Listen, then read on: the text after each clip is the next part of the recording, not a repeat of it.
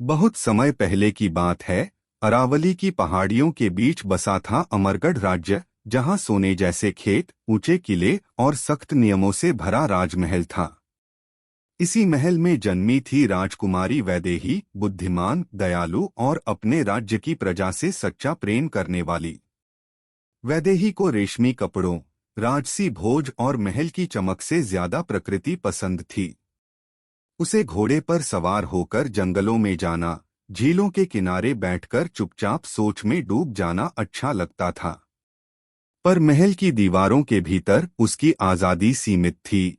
राजकुमारी होने का बोझ उसके कंधों पर हमेशा रहता था। उसी राज्य के एक दूरदराज गांव में रहता था मोहन, एक साधारण सा देहाती चरवाहा। उसके पास न तो धन था, न ऊंचा कुल, पर उसके पास था साफ दिल, मेहनती हाथ और सच्चाई से भरी आंखें। वह सुबह तड़के अपने पशुओं को लेकर निकल पड़ता, पहाड़ियों के रास्तों से होकर हरी घास तक पहुंचता और शाम ढलते ही बांसुरी की धीमी धुन के साथ लौट आता। गांव वाले कहते थे कि मोहन की बांसुरी में कोई जादू है, वह दुखी मन को भी शांति दे देती है। मोहन पढ़ा लिखा कम था, पर जीवन की समझ उसमें बहुत गहरी थी। एक दिन राजकुमारी वैदेही अपने अंगरक्षकों से बचते बचाते जंगल की ओर निकल आई। बारिश के बाद का दिन था, मिट्टी की खुशबू, पत्तों पर ठहरी बूंदें और दूर से आती बांसुरी की आवाज। वह आवाज उसे अपनी ओर खींच ले गई। झील के पास उसने पहली बार मोहन को देखा, सादा कपड़े, धूप से झुलसा चेहरा और आंखों में अजीब सी शांति। वैदेही कुछ पल वहीं ठिठक गई। मोहन ने भी उसे देखा, पर उसने सिर झुकाकर सम्मान से अभिवादन किया, जैसे कोई साधारण ग्रामीण किसी अनजान अतिथि का करता है। धीरे धीरे वैदेही का जंगल आना बढ़ गया। वह साधारण कपड़ों में आती, ताकि कोई पहचान न सके। मोहन और वैदेही के बीच बातें शुरू हुईं, पहले मौसम की, फिर पशुओं की, फिर जीवन की। मोहन ने उसे बताया कि सम्मान इंसान को उसके काम से मिलता है, नाम से नहीं। वैदेही ने उसे बताया कि महल में रहने के बावजूद कभी कभी इंसान कितना अकेला हो सकता है। दोनों की दुनिया अलग थी, पर सोच कहीं न कहीं मिलती थी। इन मुलाकातों में न कोई दिखावा था, न शर्त, बस सच्चाई थी। समय के साथ उनके बीच एक गहरी समझ बन गई। वैदेही ने पहली बार किसी से बिना डर अपने मन की बातें कही थीं, और मोहन ने पहली बार किसी को इतना ध्यान से सुनते पाया था। पर सच्चाई यह भी थी कि दोनों के बीच एक विशाल दीवार थी, राज्य, परंपरा और समाज की। मोहन यह जानता था कि उसकी सीमाएं क्या हैं। वह कभी अपनी हद से आगे नहीं बढ़ा। वैदेही भी जानती थी कि उसका भविष्य राजमहल तय करेगा, दिल नहीं।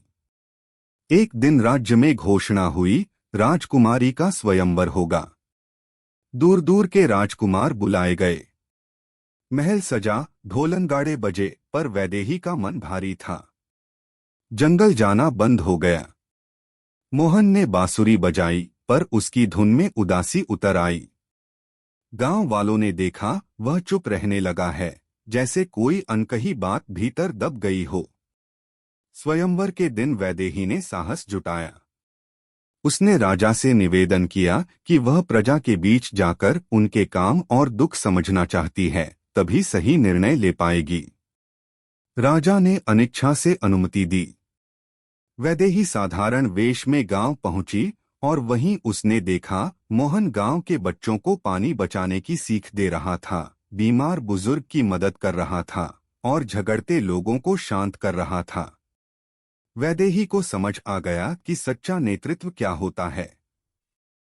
महल लौटकर वैदेही ने राजा से साफ कहा, वह ऐसे व्यक्ति के साथ जीवन चाहती है जो प्रजा का भला समझे, चाहे उसका जन्म कहीं भी हुआ हो।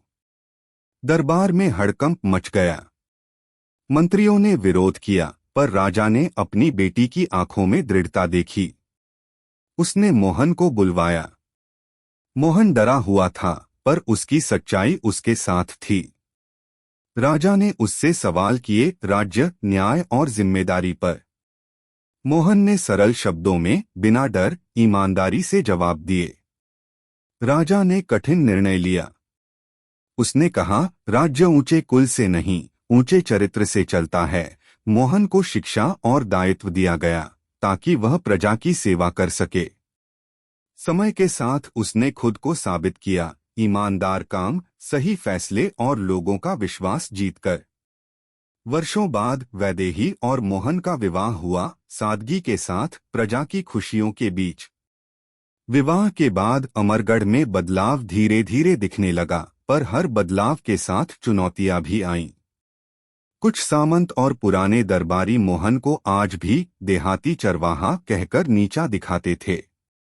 वे खुले विरोध की हिम्मत नहीं करते थे, पर भीतर ही भीतर षड्यंत्र रचते रहते। मोहन यह सब समझता था, पर उसने कभी कटुता को अपने व्यवहार में नहीं आने दिया। वह सुबह सुबह गांवों का दौरा करता, किसानों की समस्याएं सुनता, चरवाहों के लिए चरागाह सुरक्षित कराता और न्याय के छोटे छोटे मामलों को तुरंत सुलझाने की कोशिश करता। प्रजा पहली बार किसी शासक को अपने जैसा महसूस कर रही थी। वैदेही ने महल के भीतर भी सुधार शुरू किए। उसने दासियों और सेवकों के लिए शिक्षा की व्यवस्था करवाई, स्त्रियों को निर्णयों में भागीदारी दी और अनावश्यक शाही खर्चों में कटौती की। कई बार उसे तानों का सामना करना पड़ा, कहा गया कि वह राजसी मर्यादा तोड़ रही है। पर वैदेही जानती थी कि मर्यादा इंसान को ऊपर उठाने के लिए होती है, बांधने के लिए नहीं। मोहन हर कठिन समय में उसके साथ खड़ा रहा, न आगे न पीछे, बस कंधे से कंधा मिलाकर। एक वर्ष भीषण सूखा पड़ा।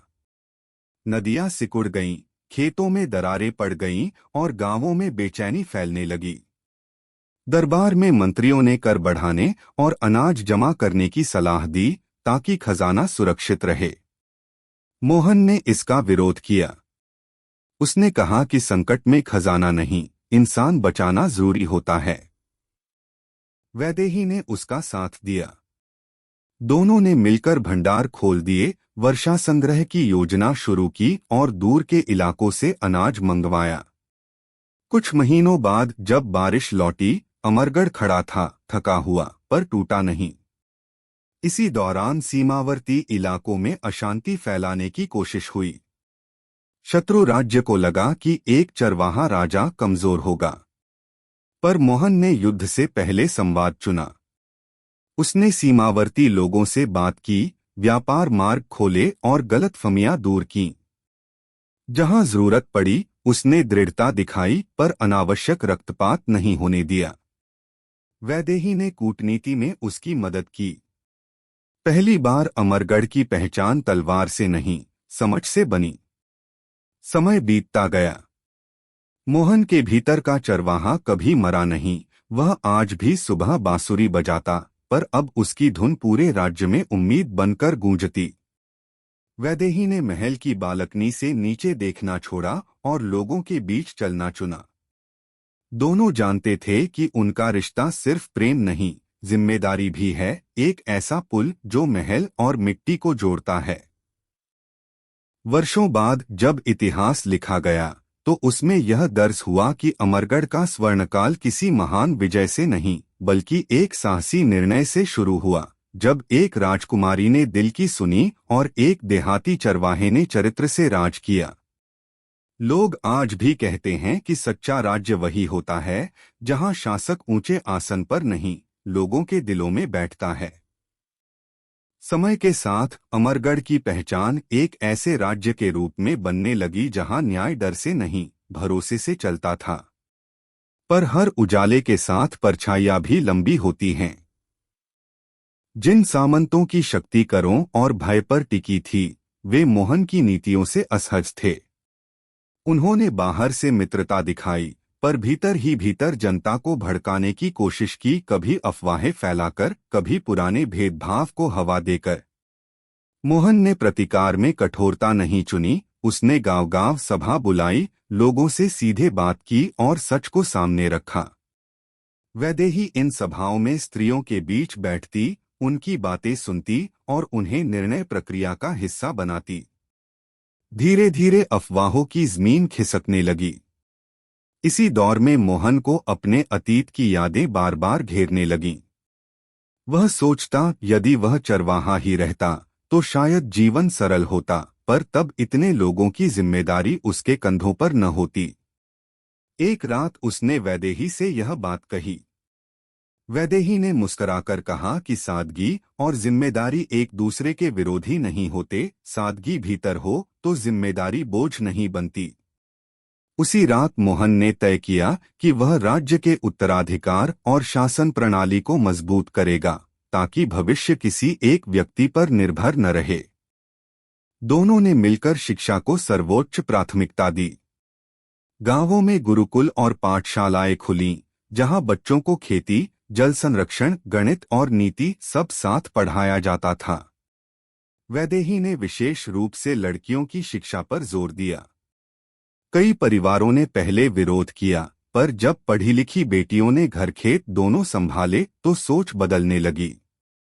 मोहन ने युवाओं के लिए प्रशिक्षण केंद्र बनवाए, ताकि वे रोजगार पा सकें और राज्य से पलायन कम हो। एक दिन अचानक मोहन गंभीर रूप से बीमार पड़ गया। दरबार और प्रजा दोनों में चिंता फैल गई। वैदेही ने रात दिन उसकी सेवा की, पर उसने शासन को रुके रहने नहीं दिया। उसने परिषद को सक्रिय रखा, जिम्मेदारियां बांटी और स्पष्ट किया कि राज्य किसी एक शरीर से नहीं, व्यवस्था से चलता है। मोहन के स्वस्थ होने पर उसने पहली बार महसूस किया कि वैदेही सिर्फ उसकी जीवन संगिनी नहीं, बल्कि समान नेतृत्व करता है। इस बीमारी ने दोनों को और भी करीब ला दिया, कमजोरी ने उन्हें मजबूत बनाया। वर्षों बाद जब उनका पुत्र बड़ा हुआ, तो उन्होंने उसे राजसी ऐशोआराम से दूर रखा। उसे खेतों में काम करना, पशुओं की देखभाल और लोगों की बातें सुनना सिखाया गया। मोहन चाहता था कि अगला शासक पहले इंसान बने, फिर राजा। वैदेही ने उसे इतिहास और करुणा का पाठ पढ़ाया, ताकि शक्ति के साथ संवेदना भी चले। राज्य ने देखा कि उत्तराधिकारी को नाम नहीं, कर्म विरासत में मिल रहे हैं। अंततः वह दिन आया जब मोहन ने राज सिंहासन त्यागने की घोषणा की। उसने कहा कि सत्ता का सही समय पर हस्तांतरण ही उसकी सच्ची परीक्षा है। प्रजा की आंखें नम थीं, पर व्यवस्था तैयार थी। वैदेही उसके साथ सामान्य जीवन में लौटी, कम चमक, ज्यादा शांति। वे दोनों अक्सर उसी झील के पास जाते जहां कहानी शुरू हुई थी। मोहन बांसुरी बजाता और वैदेही चुपचाप सुनती, दोनों जानते थे कि उनका प्रेम समय से बड़ा हो चुका है। आज भी अमरगढ़ की हवाओं में एक कथा तैरती है कि जब प्रेम में साहस और सत्ता में सादगी मिल जाए तो इतिहास बदल जाता है।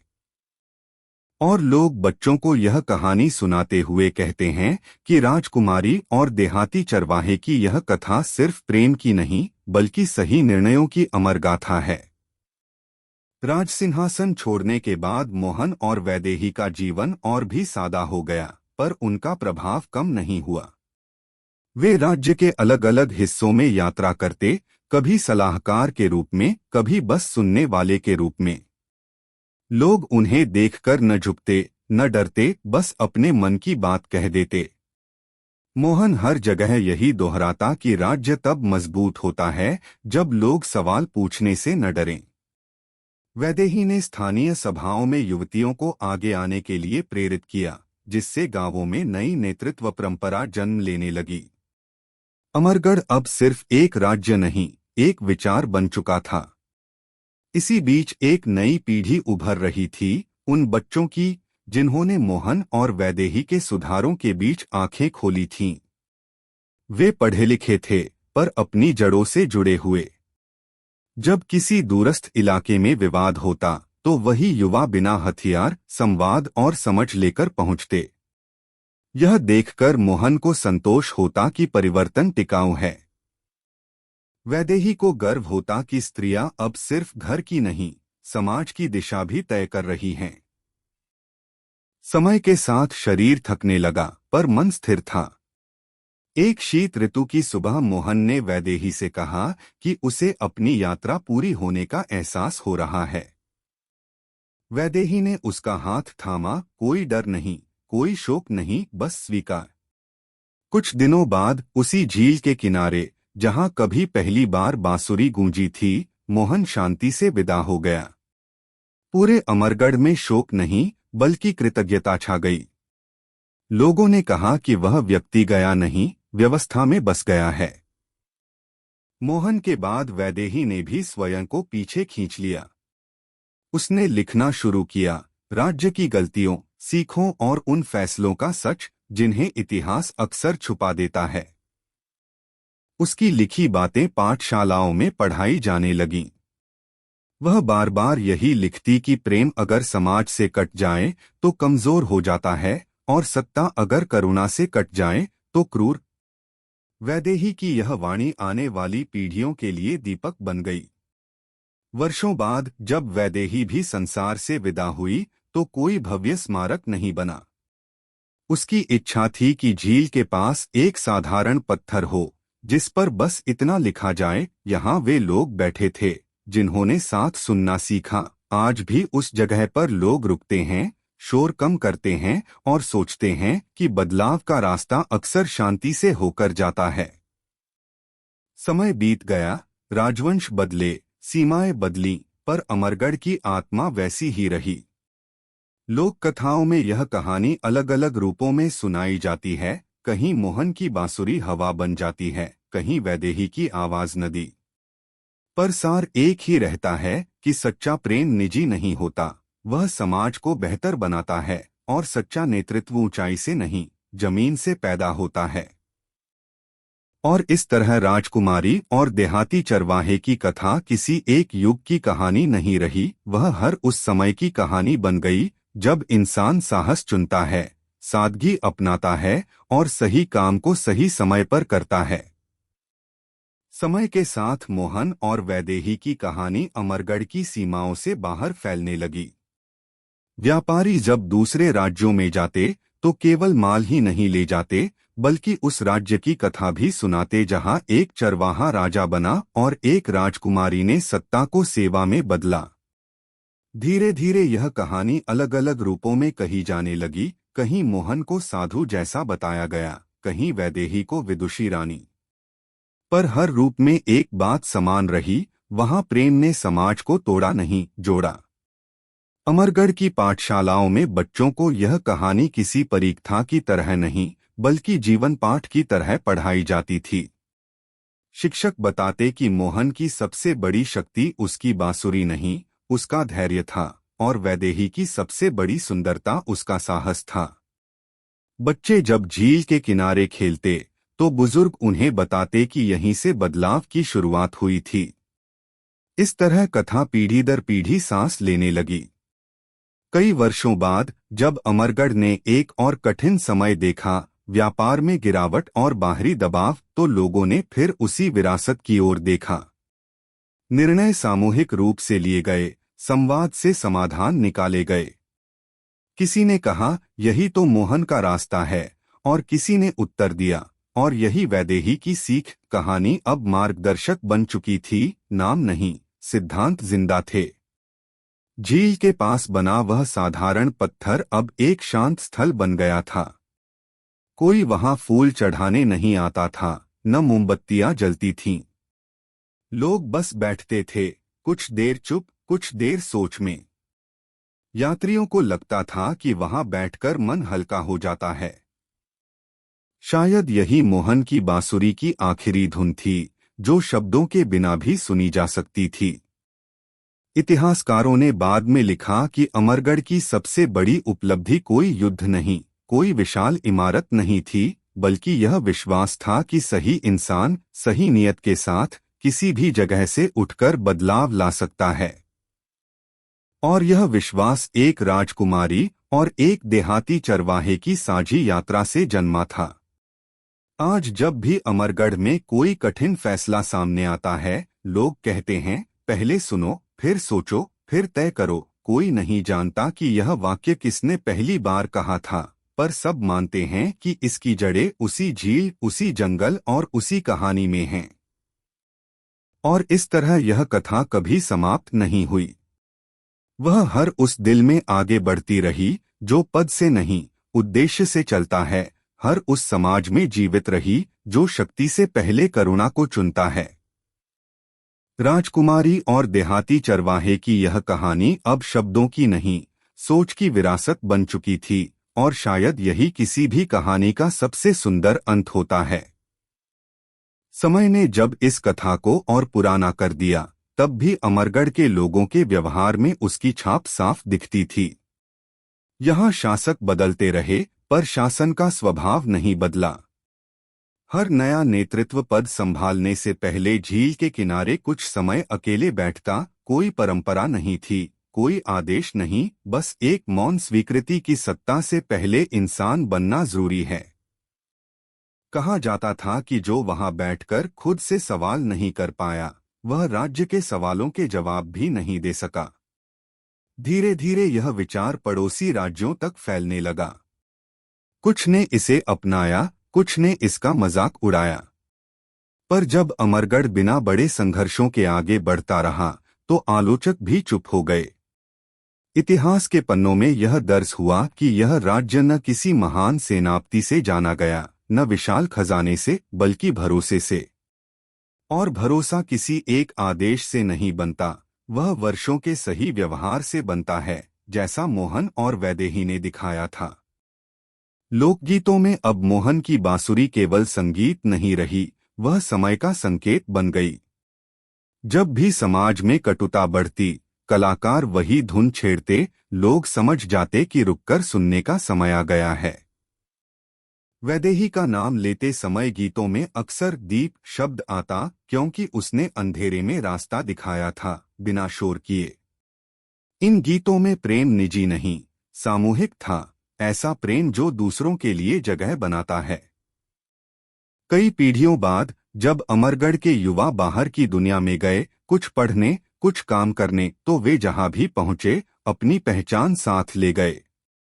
उनसे जब पूछा जाता कि वे किस राज्य से हैं, तो वे किसी महल या सीमा का नाम नहीं लेते थे। वे बस कहते, हम उस जगह से हैं जहां पहले सुना जाता है। यह वाक्य सुनने वालों को अजीब लगता, पर जो समझते वे मुस्करा देते।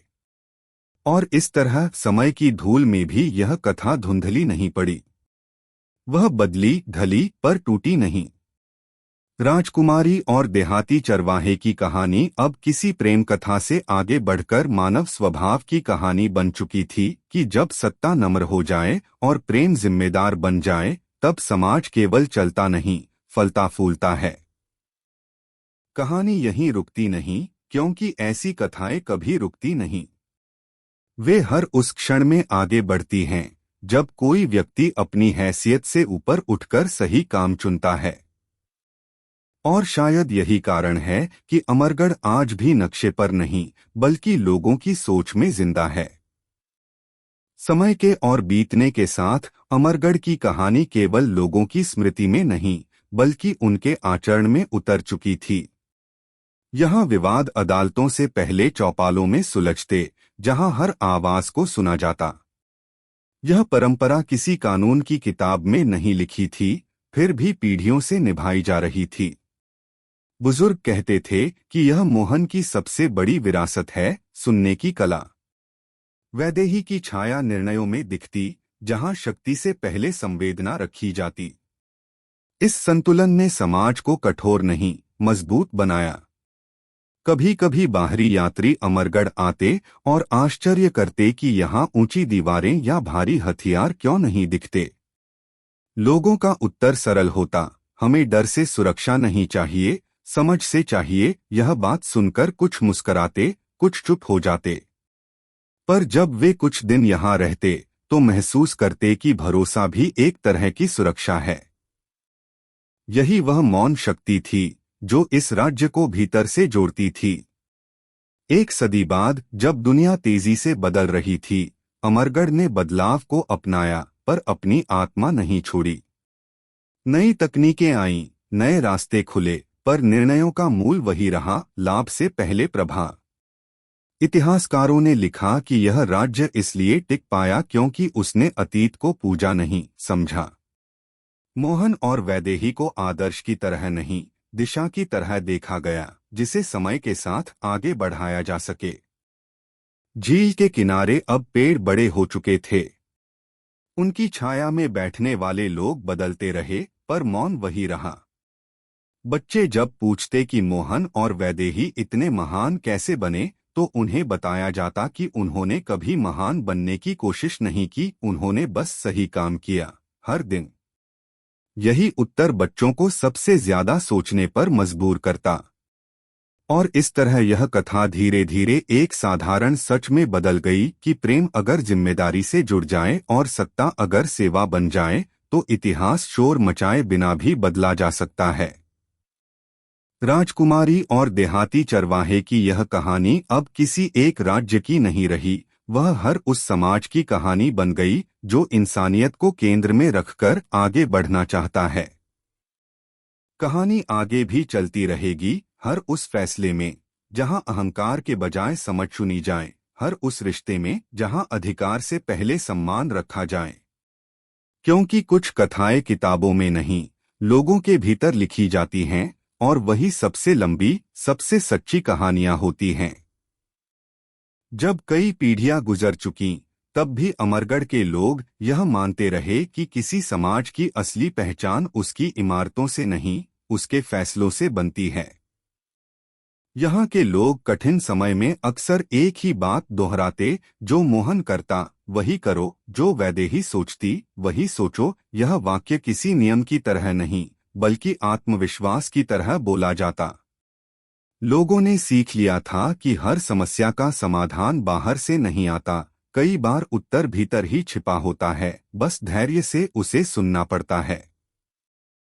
धीरे धीरे अमरगढ़ एक ऐसा स्थान बन गया जहां सत्ता पाने की होड़ नहीं थी। लोग जिम्मेदारी को सम्मान की तरह नहीं, सेवा की तरह देखते थे। कोई भी पद स्थायी नहीं था, पर मूल्य स्थायी थे। यही कारण था कि जब कभी गलती होती, तो उसे छुपाया नहीं जाता, स्वीकार किया जाता।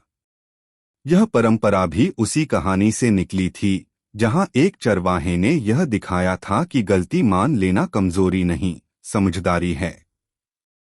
लोक कथाओं में अब यह कहानी नए प्रतीकों के साथ सुनाई जाने लगी। कहीं मोहन को धरती कहा गया, स्थिर और सहनशील, कहीं वैदेही को आकाश, विस्तृत और दिशा देने वाला। लोग कहते कि जब धरती और आकाश संतुलन में हो, तभी जीवन फलता फूलता है। यह प्रतीक बच्चों को सरल लगता, पर बड़े लोग इसमें गहरी सच्चाई पाते। कभी कभी कोई युवा पूछता, क्या आज के समय में भी ऐसा संभव है?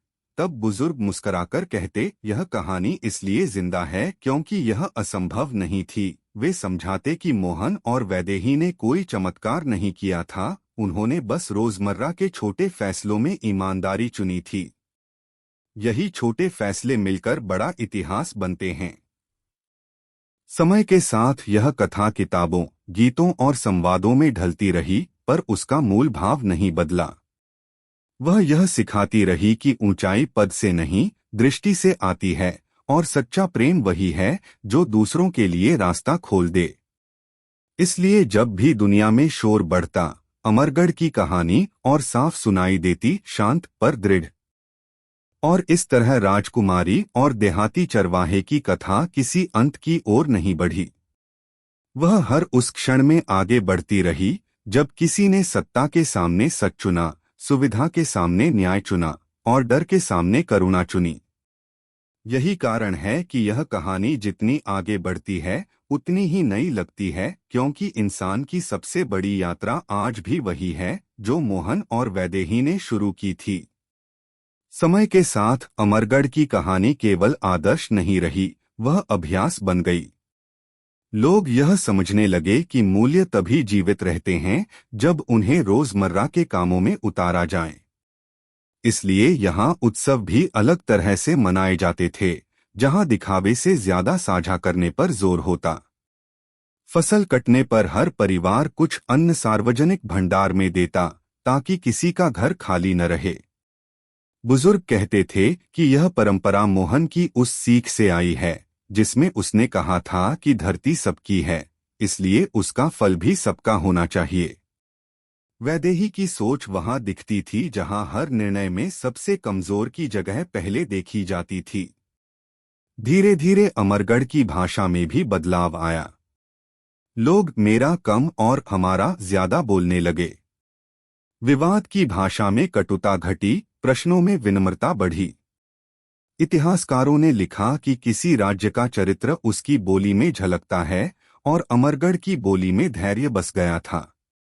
बच्चों को कहानियां सुनाते समय उन्हें बताया जाता कि मोहन ने बांसुरी इसलिए नहीं बजाई कि लोग उसकी तारीफ करें, बल्कि इसलिए कि लोग एक दूसरे की आवाज सुन सकें।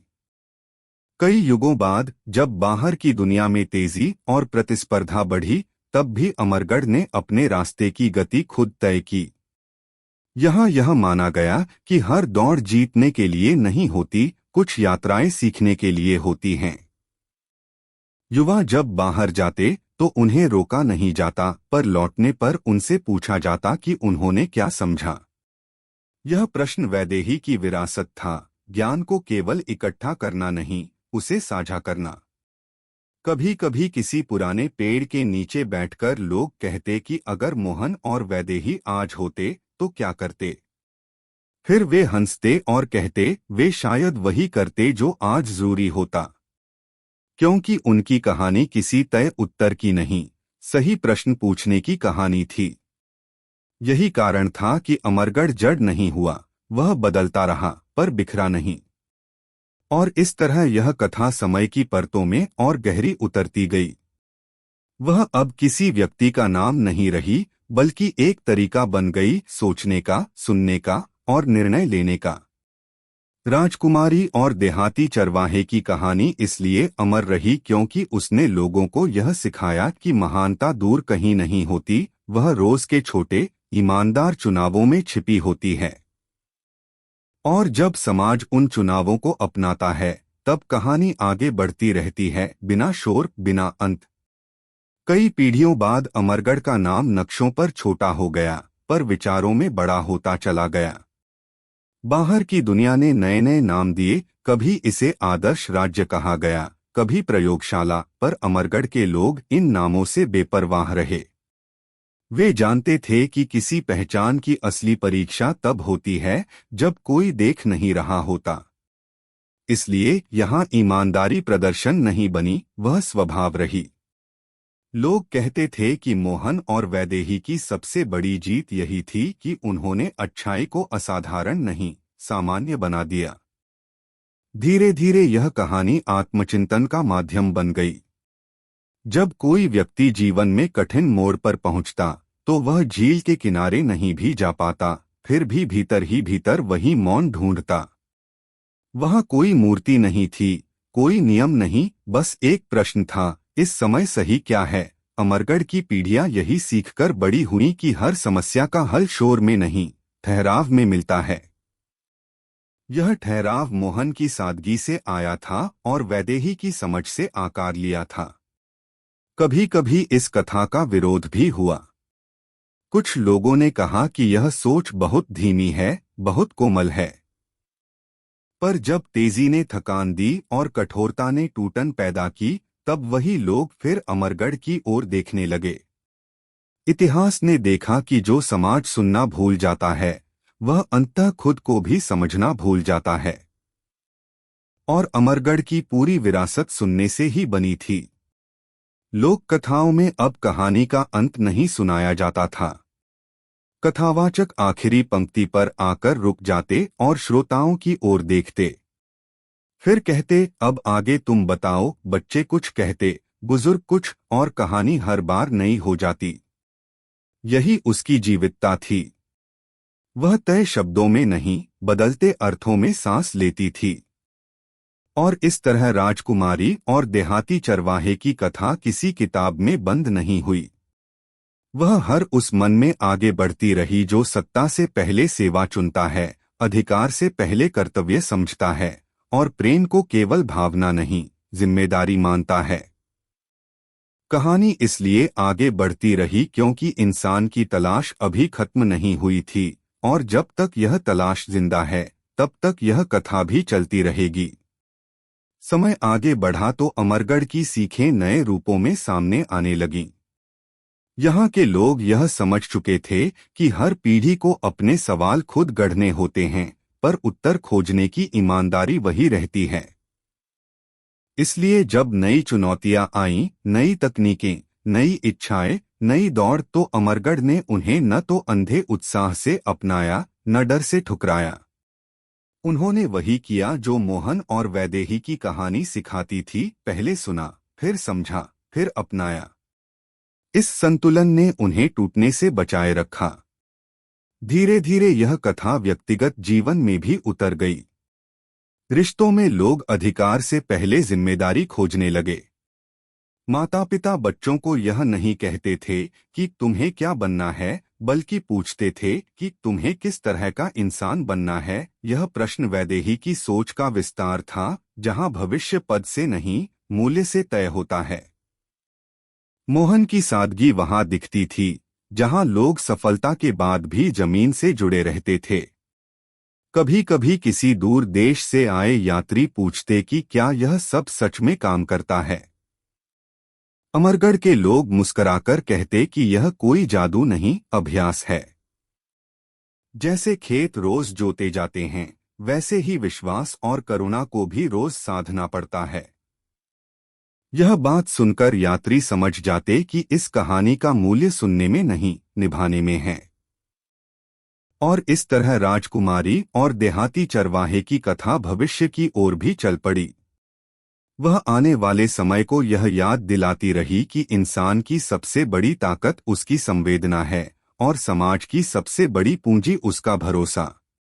जब भी दुनिया किसी मोड़ पर पहुंचेगी, यह कहानी फिर किसी रूप में सामने आएगी, किसी निर्णय में, किसी रिश्ते में, किसी शांत साहस में।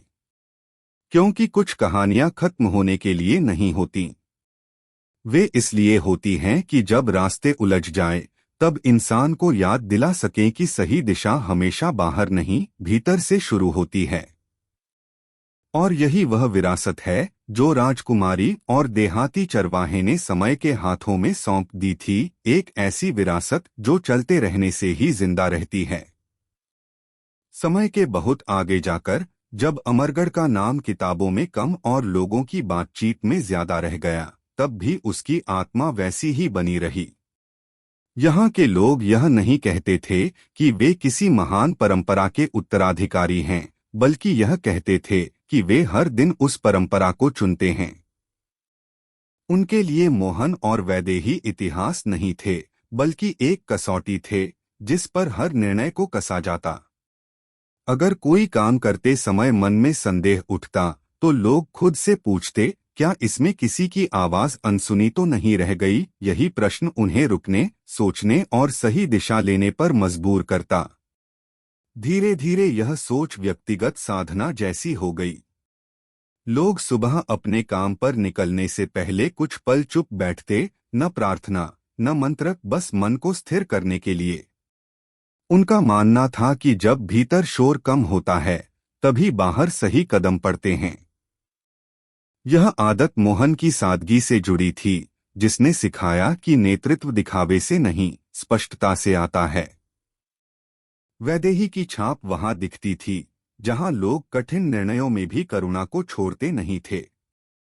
कभी कभी अमरगढ़ के बाहर की दुनिया में बड़े बदलाव आते, तेज फैसले, कठोर नियम, ऊंची आवाजें। तब कुछ लोग घबराकर पूछते कि क्या यह शांत तरीका टिक पाएगा। अमरगढ़ के बुजुर्ग जवाब देते कि शांति कमजोरी नहीं होती, वह अभ्यास से पैदा हुई ताकत होती है। उन्होंने देखा था कि जो समाज केवल गति पर चलता है, वह थक जाता है, और जो समझ पर चलता है, वह दूर तक जाता है। इस कथा का सबसे अनोखा रूप तब दिखता, जब किसी व्यक्ति ने गलती की। उसे तुरंत दोषी ठहराने के बजाय उससे पूछा जाता कि उसने क्या सीखा। यह प्रश्न किसी दया से नहीं, जिम्मेदारी से भरा होता। लोग जानते थे कि सीख के बिना सजा खोखली होती है। यह विचार वैदेही की उस सोच से निकला था जिसमें न्याय का अर्थ बदला नहीं बल्कि गहरा किया गया था। और इस तरह राजकुमारी और देहाती चरवाहे की कहानी अब किसी कथा की तरह नहीं सुनाई जाती थी।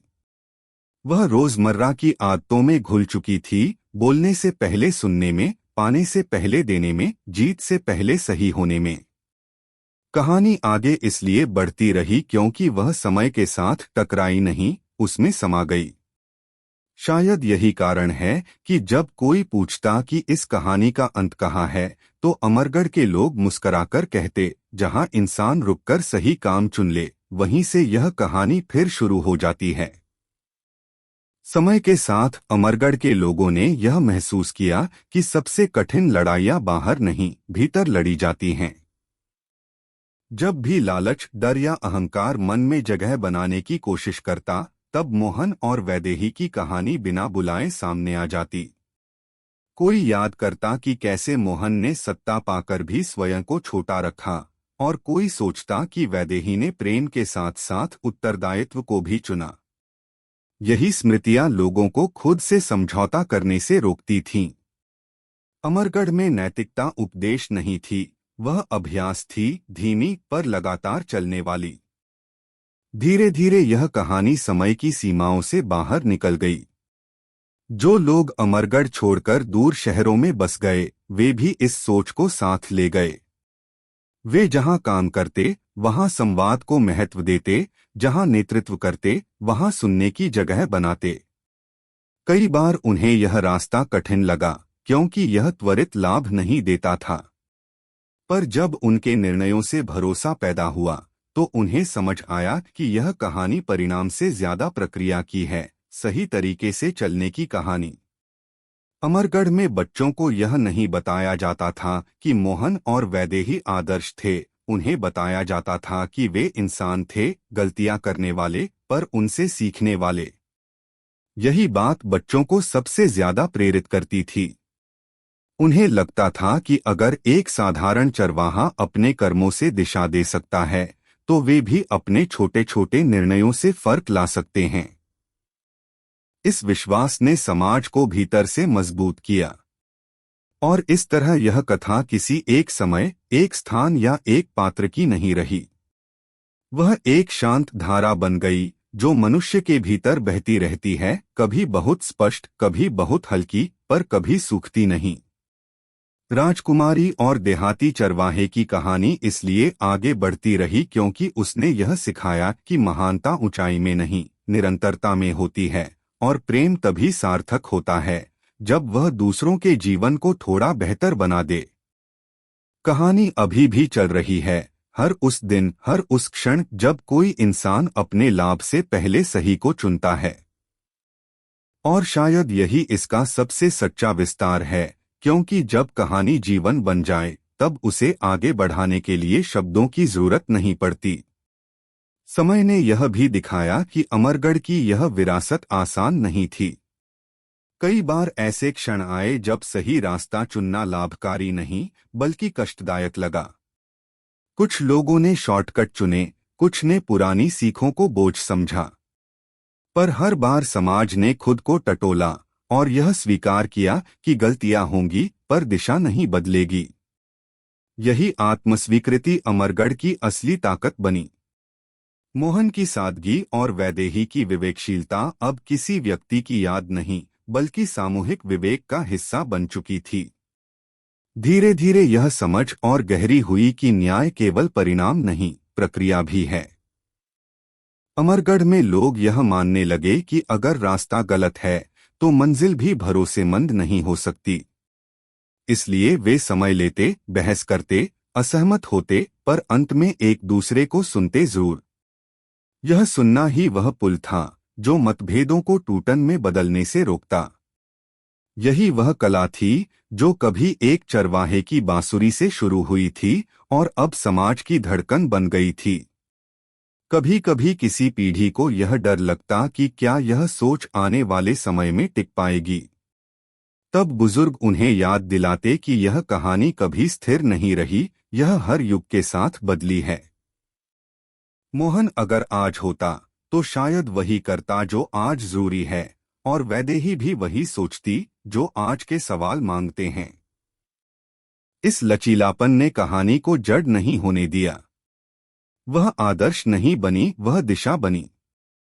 और इस तरह यह कथा धीरे धीरे एक मौन समझौते में बदल गई, मनुष्य और उसके विवेक के बीच।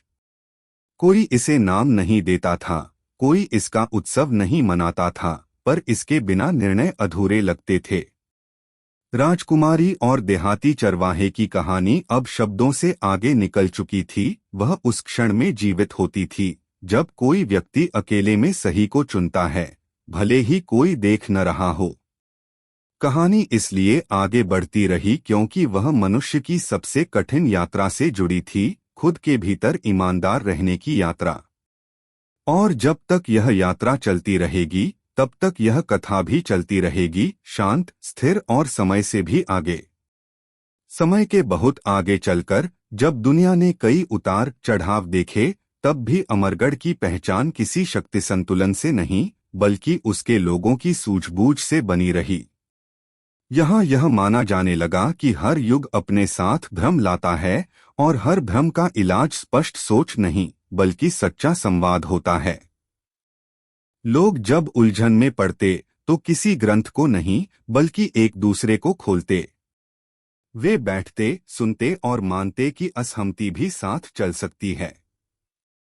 यह संस्कृति मोहन और वैदेही की कहानी का सबसे गहरा विस्तार थी, जहां प्रेम का अर्थ सहमत होना नहीं, साथ बने रहना था। धीरे धीरे अमरगढ़ की यह सोच इतनी स्वाभाविक हो गई कि लोग भूलने लगे कि यह कभी किसी कथा से निकली थी।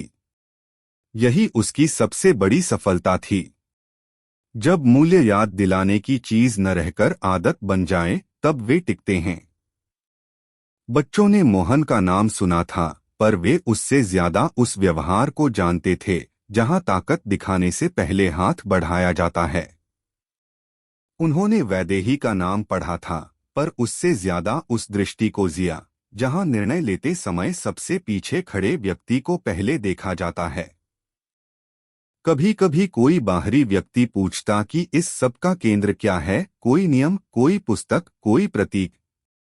अमरगढ़ के लोग मुस्कुराकर कहते कि इसका केंद्र इंसान है। अगर इंसान ठीक है तो व्यवस्था अपने आप ठीक होने लगती है। यह उत्तर सरल लगता, पर उसमें वर्षों की साधना छिपी होती। यह वही साधना थी जो कभी एक देहाती चरवाहे ने अपने जीवन से दिखाई थी और एक राजकुमारी ने अपने साहस से स्वीकार की थी। और इस तरह कहानी अब किसी आगे या पीछे की दिशा में नहीं बढ़ती थी। वह चारों ओर फैल चुकी थी, व्यवहार में, भाषा में, निर्णयों में। वह किसी अंत की प्रतीक्षा नहीं करती थी, क्योंकि उसने सिखा दिया था कि अंत और शुरुआत एक ही जगह मिलते हैं, उस क्षण में जब इंसान सही को चुनता है, बिना किसी प्रशंसा की उम्मीद के। राजकुमारी और देहाती चरवाहे की यह कथा इसलिए अमर रही क्योंकि उसने मनुष्य को यह याद दिलाया कि सबसे बड़ी विरासत महल, राज्य या नाम नहीं होते। सबसे बड़ी विरासत वह सोच होती है जो पीढ़ियों तक सही काम को आसान बना दे। और जब तक दुनिया में एक भी ऐसा मन होगा जो शक्ति से पहले करुणा चुनेगा, तब तक यह कहानी आगे बढ़ती रहेगी, शांत, स्थिर और अनंत। जब समय ने दुनिया को और तेज और जटिल बना दिया, तब अमरगढ़ की सीखें पहले से ज्यादा जरूरी हो गईं। लोग समझने लगे कि हर सवाल का जवाब तुरंत मिलना आवश्यक नहीं होता, कुछ उत्तर समय के साथ परिपक्व होते हैं। अमरगढ़ में जल्दबाजी को बुद्धिमत्ता नहीं माना जाता था। यहाँ निर्णय लेने से पहले यह देखा जाता कि उसका प्रभाव केवल आज पर नहीं, आने वाले कल पर भी क्या होगा। यह दूरदृष्टि किसी भविष्यवाणी से नहीं आई थी, बल्कि उस अनुभव से जन्मी थी जो मोहन और वैदेही की कहानी ने पीढ़ियों को सौंपा था कि शक्ति क्षणिक हो सकती है, पर भरोसा दीर्घकालिक होता है। धीरे धीरे यह समझ समाज के सबसे छोटे हिस्सों तक पहुंच गई। परिवारों में संवाद बढ़ा, मतभेद को टूटन नहीं, सीख माना गया। लोग यह मानने लगे कि जीत तब अधूरी है जब कोई पीछे छूट जाए। यह विचार वैदेही की उस सोच से निकला था जिसमें उसने हमेशा सबसे कमजोर की जगह देखी थी। मोहन की छाया वहां दिखती थी जहां लोग अपने ज्ञान पर नहीं, अपने व्यवहार पर गर्व करते थे। अमरगढ़ में सम्मान मांगा नहीं जाता था, वह स्वाभाविक रूप से मिलता था। एक समय ऐसा भी आया जब इतिहासकारों ने लिखा कि अमरगढ़ की असली उपलब्धि यह थी कि उसने अच्छाई को संस्थान नहीं बनाया, उसे नियमों में कैद नहीं किया, बल्कि जीवन में बहने दिया। इसलिए जब परिस्थितियां बदलीं, तब भी मूल्य टूटे नहीं। वे नए रूप लेकर सामने आए, कभी धैर्य बनकर, कभी साहस बनकर, और कभी चुप रहकर गलत के सामने खड़े होने की ताकत बनकर। और इस तरह राजकुमारी और देहाती चरवाहे की कहानी अब किसी बीते युग की गाथा नहीं रही। वह वर्तमान का मार्गदर्शन और भविष्य की तैयारी बन चुकी थी। लोग कहते थे कि अगर इस कहानी का कोई अंतिम संदेश है, तो वह यही है कि इंसान जब अपने भीतर ईमानदार हो जाए, तब दुनिया अपने आप थोड़ी बेहतर हो जाती है। यही कारण है कि यह कथा अब भी आगे बढ़ रही है, हर उस निर्णय में, हर उस रिश्ते में जहां मनुष्य अपने स्वार्थ से ऊपर उठकर मानवता को चुनता है। समय के साथ अमरगढ़ के लोग यह समझने लगे कि किसी भी समाज की असली परीक्षा संकट में नहीं, सुविधा में होती है। जब सब कुछ ठीक चल रहा हो, तब सही बने रहना कठिन होता है। यही वह दौर था जहां मोहन और वैदेही की कथा सबसे ज्यादा प्रासंगिक हुई। लोगों ने देखा कि जैसे जैसे समृद्धि बढ़ी, वैसे वैसे संयम की जरूरत भी बढ़ी। अमरगढ़ ने यह गलती नहीं की कि वह अपनी सफलता का उत्सव ही मनाता रह जाए, उसने आत्ममंथन को जारी रखा। वे जानते थे कि आत्मसंतोष से पहले आत्मनिरीक्षण जरूरी है। यह सीख उस चरवाहे से आई थी जिसने कभी खुद को राजा मानकर नहीं जिया, और उस राजकुमारी से आई थी जिसने सत्ता को कभी अधिकार नहीं समझा। धीरे धीरे यह सोच लोगों के मन में एक आंतरिक आवाज बन गई।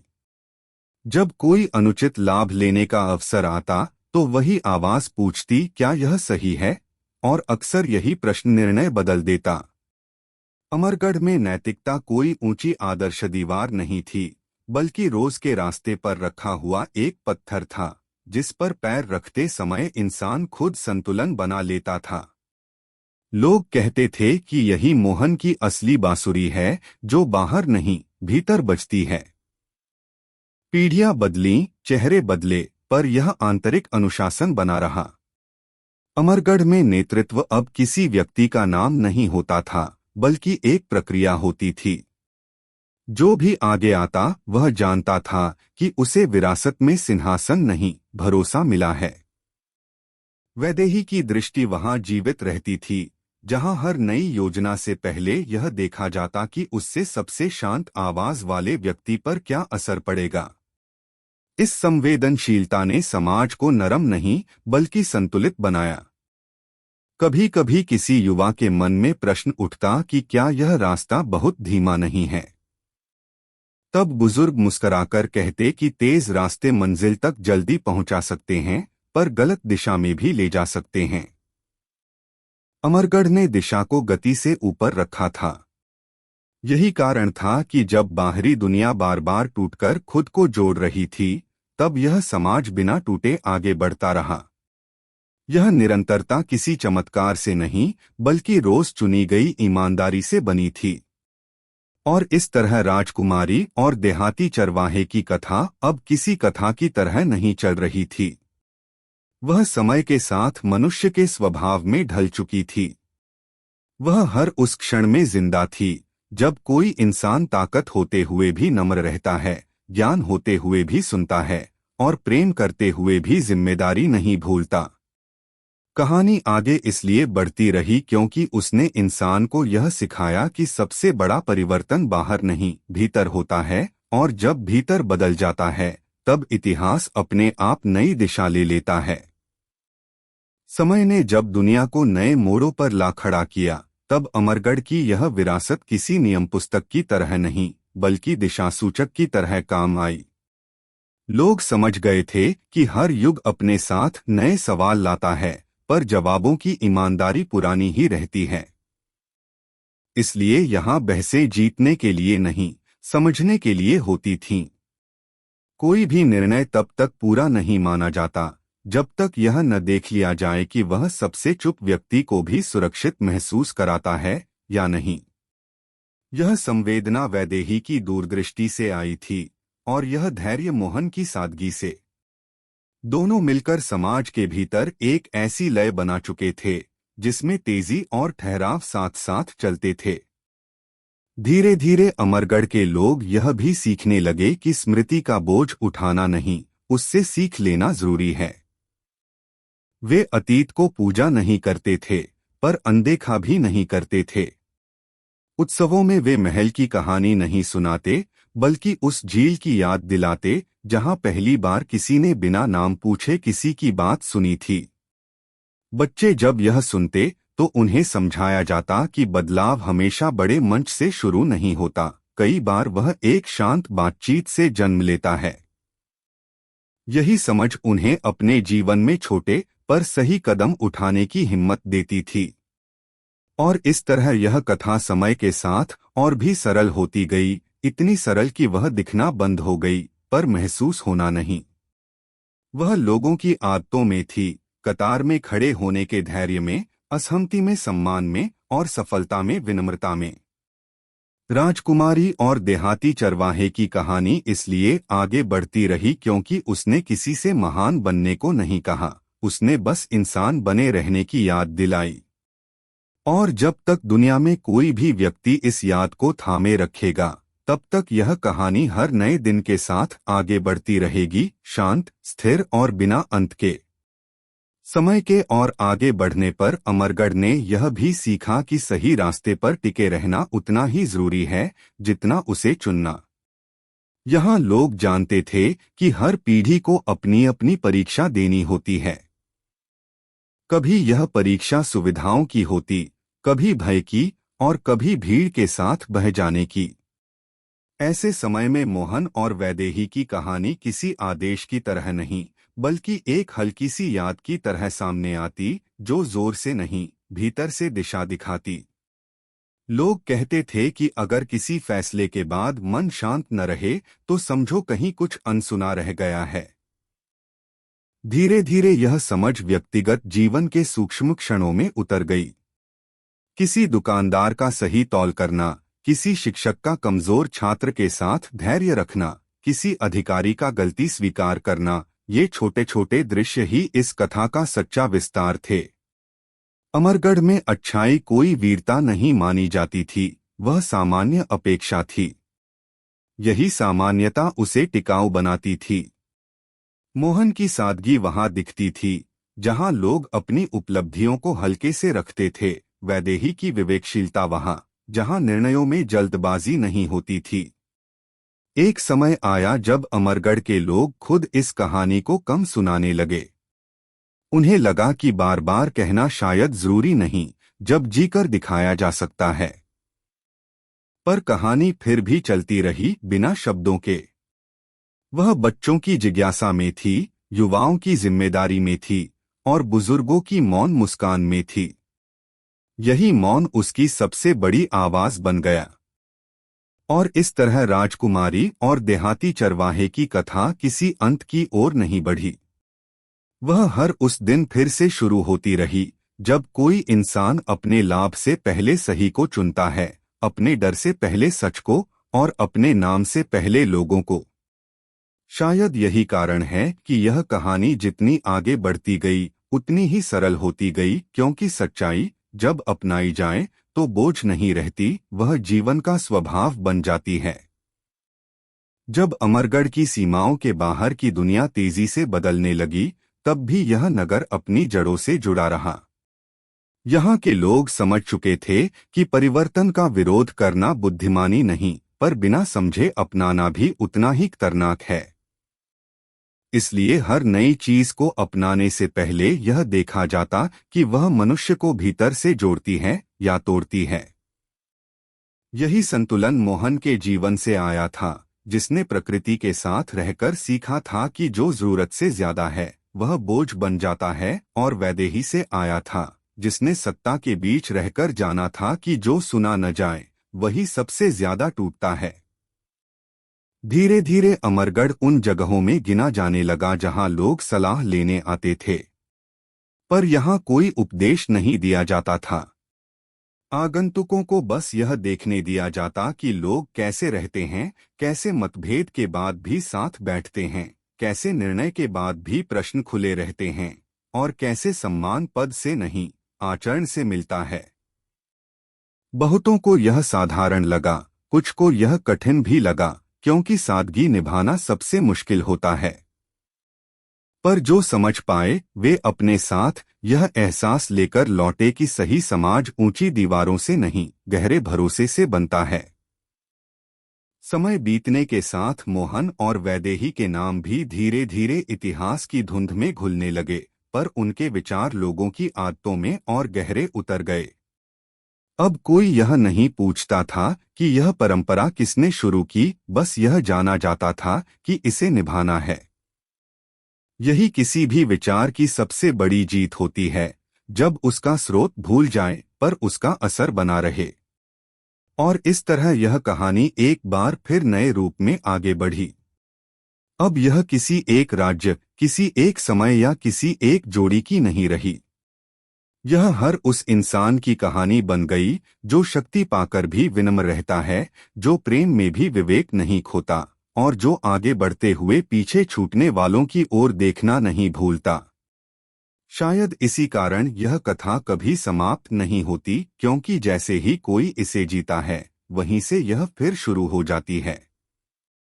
एक समय ऐसा भी आया जब अमरगढ़ के लोग यह समझने लगे कि सबसे कठिन काम किसी परंपरा को बचाए रखना नहीं, बल्कि उसे जीवित रखना होता है। जमी हुई परंपरा बोझ बन जाती है, जबकि बहती परंपरा रास्ता दिखाती है। इसलिए उन्होंने यह तय किया कि मोहन और वैदेही की कथा को पत्थर पर नहीं, जीवन पर लिखा जाएगा। यहाँ नियम बदल सकते थे, व्यवस्थाएं बदल सकती थीं, पर मनुष्य के प्रति दृष्टि नहीं बदलनी थी। यही वह अदृश्य अनुबंध था जिसने इस समाज को हर युग में खुद को नया करने की शक्ति दी। धीरे धीरे अमरगढ़ में यह भी माना जाने लगा कि गलती होना कमजोरी नहीं, बल्कि उसे न स्वीकारना कमजोरी है। जब कोई निर्णय गलत साबित होता तो उसे छुपाया नहीं जाता था। लोग बैठते, बात करते और सीख को आगे बढ़ा देते। यह संस्कृति मोहन की ईमानदारी और वैदेही की पारदर्शिता का स्वाभाविक विस्तार थी। यह सम्मान उस व्यक्ति को मिलता था जो सच के साथ खड़ा हो, चाहे वह सच कितना ही असुविधाजनक क्यों न हो। समय के साथ यह विचार दूर दूर तक फैलने लगा। कहीं यह किसी शिक्षक के धैर्य में दिखा, कहीं किसी नेता की विनम्रता में, और कहीं किसी साधारण परिवार की रोजमर्रा की सादगी में। लोग भले ही अमरगढ़ का नाम न जानते हों, पर उसके मूल्य उनके जीवन में जगह बनाने लगे। यही इस कहानी की सबसे बड़ी यात्रा थी, बिना शोर, बिना प्रचार, बस अपने असर से। और इस तरह राजकुमारी और देहाती चरवाहे की कथा अब किसी किताब के पन्नों में नहीं रही। वह मनुष्य के चुनावों में उतर आई। हर बार जब कोई इंसान अपने लाभ से ऊपर सही को रखता है, हर बार जब कोई ताकत पाकर भी करुणा नहीं छोड़ता, तब यह कहानी एक कदम और आगे बढ़ जाती है। शायद इसलिए इसका कोई अंतिम अध्याय नहीं, क्योंकि इसका हर अध्याय किसी नए दिल में लिखा जाता है। जब अमरगढ़ के लोग उम्र के अंतिम पड़ाव पर पहुंचते तो उन्हें किसी बात का पछतावा नहीं होता था कि उन्होंने क्या पाया, बल्कि संतोष इस बात का होता था कि उन्होंने क्या छोड़ा, कौन सी कटुता, कौन सा अहंकार, कौन सा अनावश्यक संघर्ष। यह समझ उन्हें सिखाई नहीं गई थी, यह उनके जीवन में स्वतः उतर आई थी। वे जानते थे कि जीवन का मूल्य संचय में नहीं, प्रवाह में है। मोहन की तरह उन्होंने सीखा था कि हाथ में जितना कम बोझ होगा, मन उतना ही हल्का चलेगा, और वैदेही की तरह यह जाना था कि जिम्मेदारी का अर्थ दबाव नहीं, बल्कि संवेदना है। धीरे धीरे अमरगढ़ में रिश्तों की परिभाषा भी बदल गई। यहाँ लोग एक दूसरे से यह नहीं पूछते थे कि तुम क्या हो, बल्कि यह देखते थे कि तुम कैसे हो। पहचान पद से नहीं, व्यवहार से बनती थी। मतभेद होते थे, पर कटुता नहीं पनपती थी, क्योंकि लोग समझते थे कि असहमति भी सम्मान के साथ जी सकती है। यह परिपक्वता उस प्रेम की देन थी जो कभी राजमहल और चरागाह के बीच पनपा था, एक ऐसा प्रेम जो अधिकार नहीं, समझ पर टिका था। समय आगे बढ़ता रहा और दुनिया कई बार खुद से टकराई। कहीं लालच ने रिश्ते तोड़े, कहीं भय ने समाज बांटे। ऐसे समय में अमरगढ़ किसी आदर्श की तरह सामने नहीं आया, बल्कि एक संभावना की तरह, यह दिखाने के लिए कि मनुष्य चाहे तो अलग तरह से भी जी सकता है। यहाँ कोई पूर्णता का दावा नहीं था, बस सीखने की निरंतर इच्छा थी। यही इच्छा इस समाज को जड़ नहीं होने देती थी। और इस तरह राजकुमारी और देहाती चरवाहे की कथा अब केवल अतीत की स्मृति नहीं रही, वह भविष्य की दिशा बन गई। हर उस इंसान के लिए जो शोर से दूर रहकर भी सही चुनना चाहता है, जो ऊंचा उठकर भी जमीन को नहीं भूलता और जो प्रेम में पड़कर भी स्वयं को नहीं खोता। कहानी आगे इसलिए बढ़ती रही क्योंकि हर युग में कोई न कोई इसे अपने जीवन में जगह देता रहा, और जब तक ऐसा होता रहेगा तब तक यह कथा बिना थके, बिना रुके आगे बढ़ती रहेगी। समय के साथ अमरगढ़ में यह भी समझ पनपी की बाहरी शांति तभी टिकती है जब भीतर का द्वंद्व सुलझा हो। लोग अपने बच्चों को जीतना नहीं, समझना सिखाने लगे। उनसे कहा जाता कि सवाल पूछना असम्मान नहीं, बल्कि जिम्मेदारी है। यही वजह थी कि यहाँ के युवाओं में विद्रोह नहीं, विवेक दिखाई देता था। वे परंपरा को आंख मूंद कर नहीं अपनाते थे, पर उसे तोड़ने की जल्दबाजी भी नहीं करते थे। वे जानते थे कि मोहन और वैदेही की सबसे बड़ी सीख यही थी, हर चीज को मानवीय कसौटी पर परखना। धीरे धीरे अमरगढ़ में मौन का महत्व बढ़ने लगा। लोग समझ गए कि हर बात शब्दों से नहीं कही जाती। कभी कभी किसी के साथ चुपचाप बैठ जाना ही सबसे बड़ा सहारा होता है। यह मौन डर का नहीं, भरोसे का होता था। वही भरोसा जो कभी एक साधारण चरवाहे और एक राजकुमारी के बीच बिना किसी शर्त के बना था। उसी भरोसे ने समाज को सिखाया कि नियंत्रण से नहीं, समझ से रिश्ते मजबूत होते हैं। एक समय आया जब अमरगढ़ ने खुद को दुनिया से अलग नहीं, बल्कि जुड़ा हुआ महसूस किया। वे जानते थे कि वे अकेले सही नहीं हैं, पर यह भी जानते थे कि सही होने की कोशिश करना कभी व्यर्थ नहीं जाता। इसलिए जब कहीं अन्याय की खबर आती तो वे शोर नहीं मचाते, पर चुप भी नहीं रहते।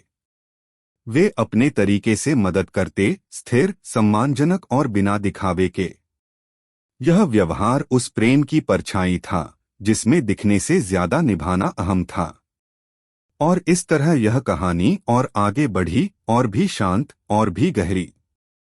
अब यह किसी प्रेम कथा या सामाजिक आदर्श की तरह नहीं देखी जाती थी, बल्कि जीवन के स्वभाव की तरह। जैसे नदी बहती है बिना यह साबित किए कि उसे बहना आता है, वैसे ही अमरगढ़ के लोग सही करते थे बिना यह जताए कि वे सही हैं। राजकुमारी और देहाती चरवाहे की कथा इसलिए अमर रही क्योंकि उसने मनुष्य को असाधारण बनने की नहीं, बल्कि सच्चा बनने की हिम्मत दी, और यही हिम्मत हर युग में इस कहानी को एक कदम और आगे ले जाती रही। समय बीतने के साथ अमरगढ़ में यह स्पष्ट होने लगा कि किसी भी समाज की असली पहचान उसके बड़े निर्णयों से नहीं, बल्कि छोटे छोटे रोजमर्रा के चुनावों से बनती है। यहाँ लोग यह नहीं पूछते थे कि आज इतिहास क्या लिखेगा, बल्कि यह देखते थे कि आज किसी के मन पर क्या लिखा जाएगा। किसी अजनबी को रास्ता दिखाना, किसी गलती पर कठोर होने के बजाय सुधार का अवसर देना, और किसी जीत पर शोर मचाने के बजाय धन्यवाद कहना, ये सभी बातें उस अदृश्य धरोहर का हिस्सा थीं जो मोहन और वैदेही से चली थी। इस धरोहर की खासियत यह थी कि यह किसी से कुछ मांगती नहीं थी, बस इंसान को इंसान बने रहने की याद दिलाती थी। धीरे धीरे अमरगढ़ में यह भी समझ गहरी हुई कि समय हर उत्तर नहीं देता, पर हर प्रश्न को परिपक्व बना देता है। इसलिए यहाँ अधीरता को कमजोरी माना जाने लगा। लोग सीख गए थे कि हर बदलाव तुरंत नहीं दिखता, कुछ परिवर्तन जड़ों में होते हैं। जैसे बीज मिट्टी के नीचे रहकर भी अपना काम करता है, वैसे ही सही विचार भी दिखे बिना असर डालते हैं। यह धैर्य मोहन के जीवन से आया था, जिसने मौसम के साथ चलना सीखा था, और यह दूरदृष्टि वैदेही से आई थी, जिसने परिणाम से पहले प्रभाव को देखना सीखा था। एक समय ऐसा आया जब अमरगढ़ के लोग अपने बच्चों को यह कहानी पूरी नहीं सुनाते थे। वे उसे अधूरी छोड़ देते थे, ताकि बच्चे अपने अनुभवों से उसे आगे बढ़ा सकें। उनसे कहा जाता कि कहानी तब तक जीवित है जब तक तुम उसमें अपना आचरण जोड़ते रहो। इस तरह हर नई पीढ़ी इस कथा की सहलेखक बन जाती थी। यही कारण था कि कहानी कभी पुरानी नहीं हुई, वह हर युग में नई आवाज, नई समझ और नई संवेदना के साथ आगे बढ़ती रही। और इस तरह राजकुमारी और देहाती चरवाहे की कथा अब किसी स्मृति या आदर्श की तरह नहीं रही। वह जीवन की एक सहज आदत बन गई, सही को चुनने की आदत, सुनने की आदत और शक्ति पाकर भी नम्र रहने की आदत। शायद यही वजह है कि इस कहानी का कोई अंतिम पैराग्राफ नहीं लिखा जा सकता, क्योंकि जब तक मनुष्य अपने भीतर झांकने की हिम्मत करता रहेगा, तब तक यह कथा हर सांस के साथ और आगे बढ़ती रहेगी। समय के और आगे सरकने पर अमरगढ़ में यह अनुभव और पक्का हो गया कि सच्चा विकास वह नहीं होता जो आंखों को चकाचौंध करे, बल्कि वह होता है जो मन को स्थिर करे। यहाँ के लोग समझने लगे थे कि जब जीवन बहुत तेज हो जाए, तब रुककर देखना भी एक साहसिक निर्णय होता है। इसलिए उन्होंने अपने त्योहारों को भी सरल रखा, कम दिखावा, ज्यादा मिलन। लोग एक दूसरे के घर जाते, बैठते, सुनते और हंसते। इन बैठकों में न कोई बड़ा मंच होता, न कोई छोटा व्यक्ति। यही बराबरी उस प्रेम की सबसे सजीव अभिव्यक्ति थी, जो कभी राजमहल की ऊंचाइयों और चरागाह की सादगी के बीच जन्मा था। धीरे धीरे अमरगढ़ के लोग यह भी जान गए कि हर समस्या का समाधान बाहर नहीं होता। कई बार समाधान अपने भीतर की अधीरता, अपने डर और अपने अहंकार को पहचान लेने में छिपा होता है। जब कोई संकट आता, तो वे सबसे पहले खुद से पूछते, क्या हमने किसी को अनसुना किया? यह प्रश्न अक्सर उन्हें उस रास्ते पर ले जाता जहां समाधान पहले से मौजूद होता। यह आत्मजांच मोहन की ईमानदारी और वैदेही की संवेदनशीलता का संयुक्त स्वरूप थी, जो अब समाज की स्वाभाविक प्रतिक्रिया बन चुकी थी। एक समय ऐसा आया जब अमरगढ़ में किसी ने यह कह दिया कि शायद अब इस कहानी की जरूरत नहीं रही। तब एक वृद्ध ने मुस्कुराकर उत्तर दिया, जिस दिन इंसान को इंसान बने रहने की जरूरत खत्म हो जाएगी, उस दिन किसी भी कहानी की जरूरत नहीं रहेगी। यह वाक्य किसी ग्रंथ में नहीं लिखा गया, पर लोगों के मन में गूंजता रहा। उन्होंने समझ लिया कि यह कथा किसी समस्या का इलाज नहीं, बल्कि भटकने से पहले की चेतावनी है। और इस तरह राजकुमारी और देहाती चरवाहे की कहानी और आगे बढ़ी, बिना नाम, बिना रूप, बस प्रभाव के साथ। वह हर उस क्षण में जीवित रही जब किसी ने शक्ति होते हुए भी दबाया नहीं, ज्ञान होते हुए भी अपमान नहीं किया, और प्रेम करते हुए भी स्वयं को नहीं खोया। शायद यही इसकी अमरता का रहस्य था। यह कहानी खत्म इसलिए नहीं होती क्योंकि यह किसी अंत के लिए नहीं लिखी गई, यह तो हर दिन, हर इंसान के भीतर फिर से शुरू होने के लिए बनी है। समय के साथ अमरगढ़ में यह भी समझ विकसित हुई कि सबसे गहरी सीखें वे होती हैं जो बिना बताए मिलती हैं। लोग अपने अनुभवों को उपदेश में नहीं बदलते थे, वे बस उन्हें जीते थे। किसी को मदद की जरूरत होती तो हाथ आगे बढ़ जाता, बिना यह पूछे कि बदले में क्या मिलेगा। यह सहजता किसी नियम से नहीं आई थी, यह उस विश्वास से आई थी कि मनुष्य का सबसे स्थायी धन उसका आचरण होता है। मोहन की सादगी और वैदेही की संवेदनशीलता अब अलग अलग पहचान नहीं रहीं, वे एक ही जीवन दृष्टि के दो स्वर बन चुके थे। धीरे धीरे अमरगढ़ में समय को देखने का नजरिया भी बदल गया। यहाँ लोग जल्दबाजी को प्रगति नहीं मानते थे। वे जानते थे कि कुछ चीजें पकने में समय लेती हैं, जैसे रिश्ते, समझ और भरोसा। इसलिए वे सुनते थे, ठहरते थे और फिर आगे बढ़ते थे। इस ठहराव में कमजोरी नहीं, स्पष्टता थी। यह वही स्पष्टता थी जिसने कभी एक चरवाहे को अपनी सच्चाई पर टिके रहने की ताकत दी थी और एक राजकुमारी को अपने विशेषाधिकारों से ऊपर इंसानियत को रखने का साहस।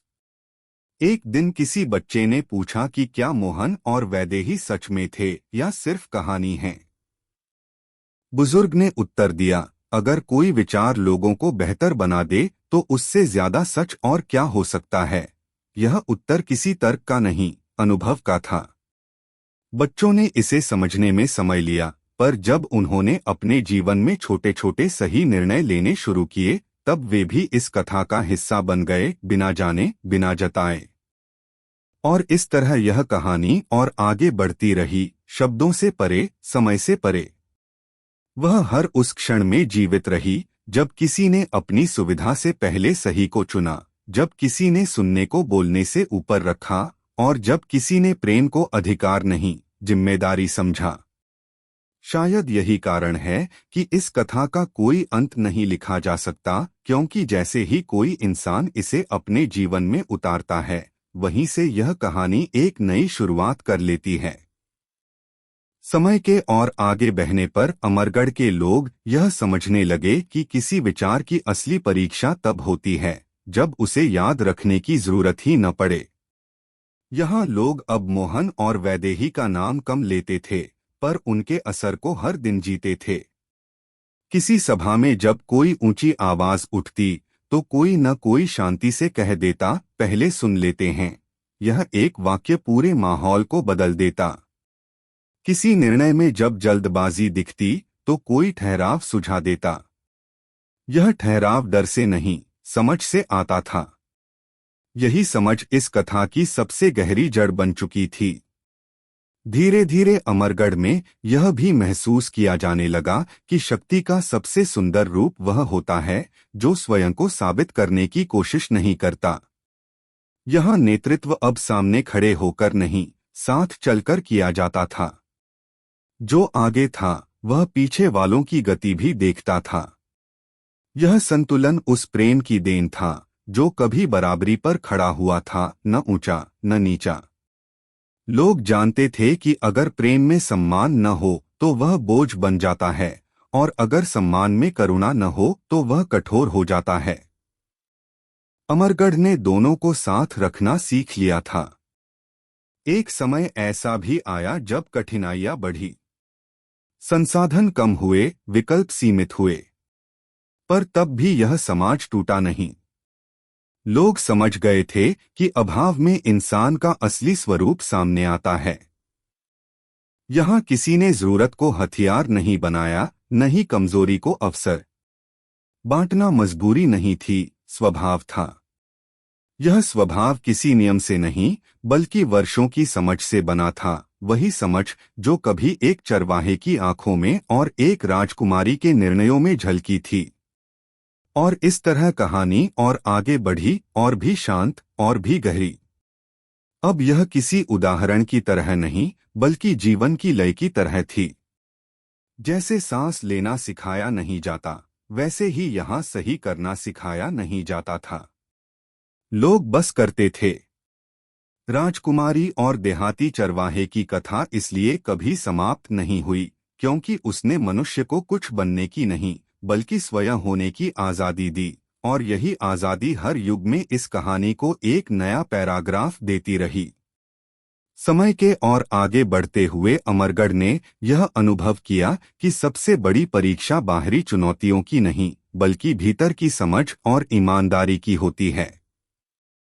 यहाँ लोग अब किसी को दिखाने या साबित करने के लिए सही नहीं करते थे, वे बस अपने भीतर की आवाज पर चलते थे। किसी ने गलती की तो उसे न छुपाया गया, न निंदा, बस उसे समझने और सुधारने का अवसर दिया गया। यही दृष्टि मोहन की सादगी और वैदेही की संवेदनशीलता का मिलाजुला स्वरूप बन चुकी थी। अब यह समाज में स्वाभाविक रूप से समाहित हो गया था, जहां हर निर्णय पहले दूसरों की भलाई फिर स्वयं की जरूरत पर तौला जाता था। धीरे धीरे अमरगढ़ में यह भी देखा गया कि जीवन का अर्थ केवल कार्यों में नहीं, बल्कि उनके पीछे के इरादों में छिपा है। लोग यह मानने लगे कि अगर इरादे सही हैं, तो परिणाम चाहे जैसा भी हो वह सीख देता है। इसलिए किसी असफल प्रयास को विफलता नहीं, बल्कि अनुभव माना जाता। यही दृष्टिकोण यहाँ की पीढ़ियों को न केवल सहनशील बनाता था, बल्कि उन्हें सही निर्णय लेने का साहस भी देता था। बच्चों से बुजुर्ग तक हर कोई यही सीखता था कि जीत केवल हासिल करने में नहीं, बल्कि ईमानदारी और करुणा बनाए रखने में है। कई बार अमरगढ़ के लोग यह भी महसूस करते कि दुनिया की तेजी और शोर कभी कभी भ्रम पैदा करते हैं। पर यहाँ की शिक्षा यह थी कि भ्रम में भी मन को स्थिर रखा जा सकता है। जैसे नदी अपने रास्ते पर चलते हुए पत्थरों को पार करती है, वैसे ही व्यक्ति अपने भीतर और समाज में बाधाओं के बावजूद अपने मूल्यों को नहीं छोड़ता। यह स्थिरता और समझदारी उस प्रेम और विश्वास का फल थी, जो कभी राजमहल और चरागाह के बीच पैदा हुआ था, जहां सादगी, साहस और जिम्मेदारी का संतुलन मानवता को जीवित रखता है। और इस तरह राजकुमारी और देहाती चरवाहे की कथा अब केवल एक कहानी नहीं रही। वह हर उस मन में जी रही थी, जो शक्ति पाकर भी नम्र रहता है, ज्ञान पाकर भी सुनता है और प्रेम करता है, पर अधिकार नहीं बनाता। यही कारण है कि यह कथा कभी समाप्त नहीं होती, क्योंकि जैसे ही कोई इंसान इसे अपने जीवन में अपनाता है, वही कहानी फिर से आगे बढ़ती है, बिना शब्दों के, केवल जीते हुए उदाहरणों के साथ। समय के और आगे बढ़ने पर अमरगढ़ के लोग यह महसूस करने लगे कि जीवन में सबसे बड़ी ताकत उस क्षमता में है, जो इंसान को भीतर से सही निर्णय लेने में मदद करती है। यहाँ अब कोई किसी को सुधारने या बदलने का दबाव नहीं डालता था, लोग बस अपने भीतर की आवाज और दूसरों की परिस्थितियों को समझते हुए कदम उठाते थे। कभी किसी ने लालच या अहंकार को सामने आने दिया, तो समाज ने उसे न हतोत्साहित किया, न निंदा की, बल्कि उसे समझने और सुधारने का अवसर दिया। यही दृष्टिकोण मोहन और वैदेही की कहानी का जीवंत स्वरूप बन चुका था, जो अब किसी व्यक्तित्व का नहीं, बल्कि हर इंसान की रोजमर्रा की समझदारी का हिस्सा बन गया था। धीरे धीरे यह समझ अमरगढ़ के लोगों की आदत बन गई कि हर काम की सफलता केवल परिणाम में नहीं, बल्कि उसके पीछे के इरादों और उसके असर में होती है। यहाँ लोग अब असफलताओं को शर्म या हार नहीं मानते थे, उन्हें सीख और अनुभव माना जाता था। इसलिए हर छोटा सा निर्णय भी पूरी गंभीरता से लिया जाता, चाहे वह किसी अजनबी के साथ बात करने का हो, किसी कमजोर की मदद का, या किसी फैसले में समझ और करुणा बनाए रखने का। इस तरह जीवन का मूल्य केवल बड़े कार्यों में नहीं, बल्कि छोटे छोटे, लगातार सही करने में छिपा था। समय के साथ यह भी साफ हो गया कि स्थायी समाज वह नहीं होता जो केवल नियमों या कानूनों से चलता है, बल्कि वह होता है जो लोगों के भीतर के विश्वास और समझ से टिकता है। अमरगढ़ में यह विश्वास पैदा हुआ कि बिना दिखावे के, बिना जोर जबरदस्ती के भी इंसान अपने मूल्यों के साथ जी सकता है। यही स्थिरता लोगों के व्यक्तित्व में आत्मविश्वास और धैर्य लाती थी। यही धैर्य उन्हें कठिन समय में भी सही राह चुनने की शक्ति देता था, वह राह जो केवल व्यक्ति के लिए नहीं, बल्कि पूरे समाज के लिए लाभकारी होती थी। और इस तरह राजकुमारी और देहाती चरवाहे की कथा अब किसी कथा का रूप नहीं, बल्कि जीवन की आदत बन गई।